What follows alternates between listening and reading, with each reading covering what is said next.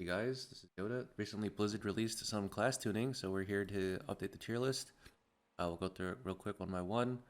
Augmentation, Nerebar 2-piece nerfed. This doesn't really affect a fully geared Aug Evoker. I think if you were wearing like heroic gear before Turbo Boost, then technically last season's 2-piece was better. They changed that now. I'm pretty sure you're just going to wear 4-piece as soon as you get it now with the new 4-piece, but it doesn't really change Aug's place in the meta because it doesn't affect a full geared Aug Evoker. It's only like a gearing Aug Evoker this would change. Prez getting some really big buffs. I heard somewhere in the neighborhood of 15 to 20%, which sounds massive. I'm pretty sure that's an overestimate, maybe more like 10%. Throughput increase in keys. Healing wise, obviously, not really a concrete amount of damage that can be calculated here because you basically don't have to heal as much, use as many globals to heal, so you could do more damage. But I would say it deserves like a little bit more love on the tier list.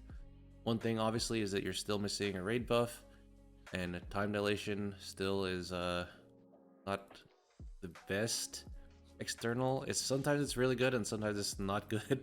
Like if you use it on for instance a warrior or a paladin, they might suddenly take a lot of damage and have a massive dot and have no way to heal through it because they have very low self healing. But if you use it on a DH or a DK, then suddenly it's pretty useful. So I would say Prez still suffers from most of the same problems. Obviously the range thing and needing your allies to stand in your Dream Breath or at least in range for a Spirit Boom to splash is sometimes kind of awkward.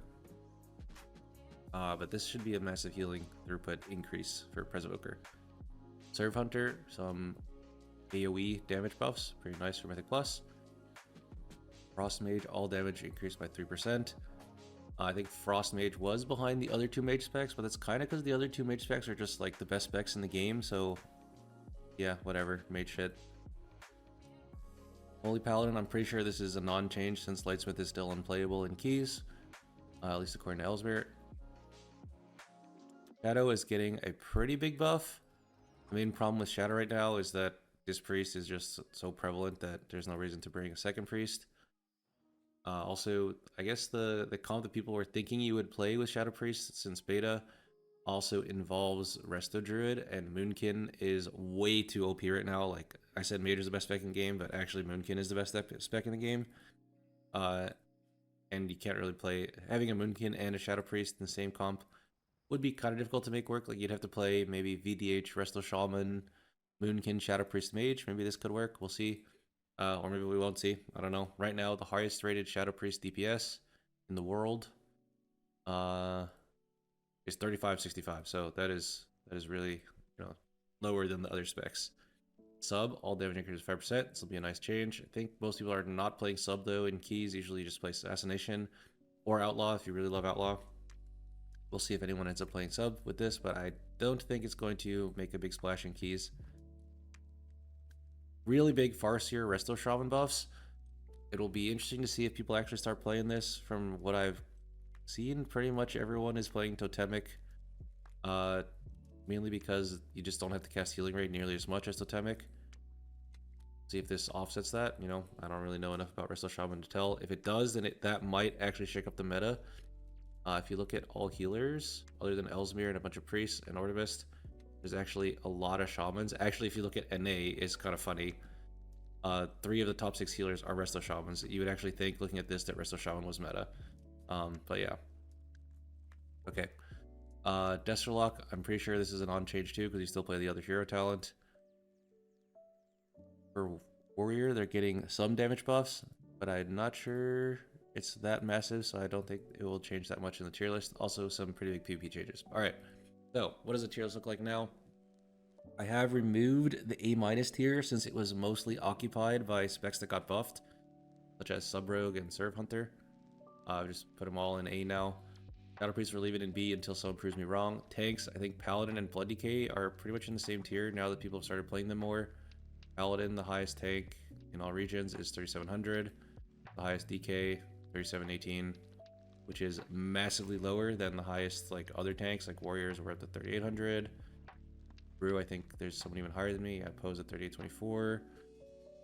Druid, we've got Squish at 3824. So we're leaving these 2 tanks in the B tier for now. Could use some love. Paladin especially feels like it got super over nerfed. I feel like we should have given something back, like maybe in terms of a Sentinel buff or Sentinel nerf revert, but still hasn't happened, so whatever. Holy Priest, I feel like everyone's just playing disc, so we're leaving it in B tier.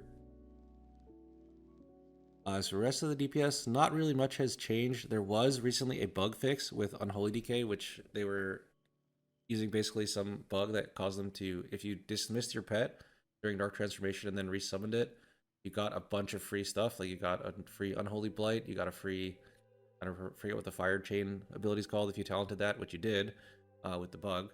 And you also got a free Infliction.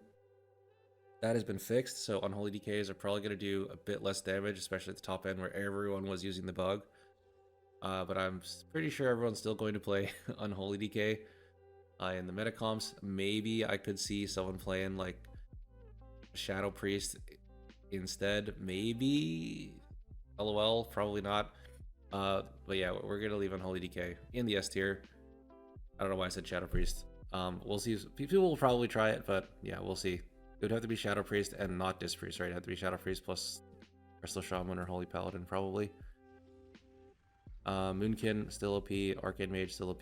Fire Mage hasn't seen as much play recently, so I could maybe move to the A+ tier. Arcane Mage is just really, really OP right now. Like, they're doing similar overall while doing to everyone else, while doing massively higher priority damage and boss damage.